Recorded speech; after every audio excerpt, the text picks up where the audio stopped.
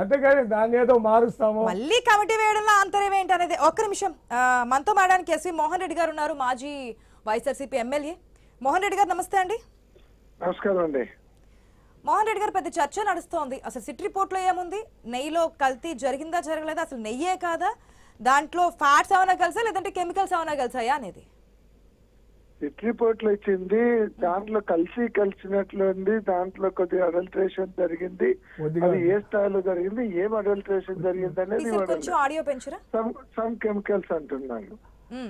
తర్వాత కానీ ముఖ్యమంత్రి గారు ఒకటేసారి ఏ రిపోర్ట్స్ చూడకుండా ఏదో ఒకరు ఇచ్చినటువంటి రిపోర్ట్స్ తో, అంటే మామూలుగా ఆయన కూడా సమ్ అడల్ట్రేషన్ జరిగింది అంటే ఓకే, కానీ ఒకటేసారి జంతువుల కొవ్వుతో తయారు చేశారంటే ఇది ఒక ముఖ్యమంత్రి స్థాయిలో ఉన్నటువంటి వ్యక్తి ఏదన్నా గాని ఒక అంత పెద్ద అలిగేషన్ తీసుకొని వచ్చేటప్పుడు దానికి అది అందులో ఒక పార్టీ కల్తీ జరిగింది, అది ఫ్యాటా లేదంటే కెమికల్స్ అనే మాట పక్కన పెడితే అది కల్తీ అయితే జరిగింది అంటారు.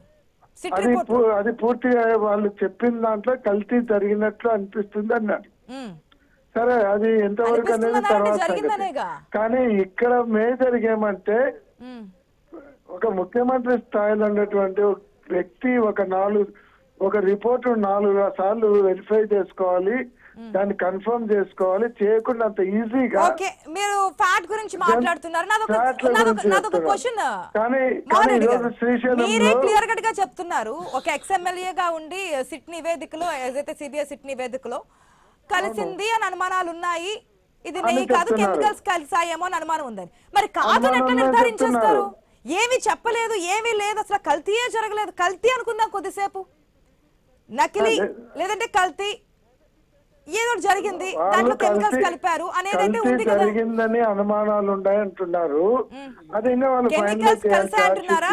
మళ్ళీ మీ మాట మారుతోంది. ఒకటి క్లారిటీ చెప్పండి, ఏమని ఉంది సిట్ నివేదికలో? మీకున్నటువంటి ఇన్ఫర్మేషన్ ఏంటి?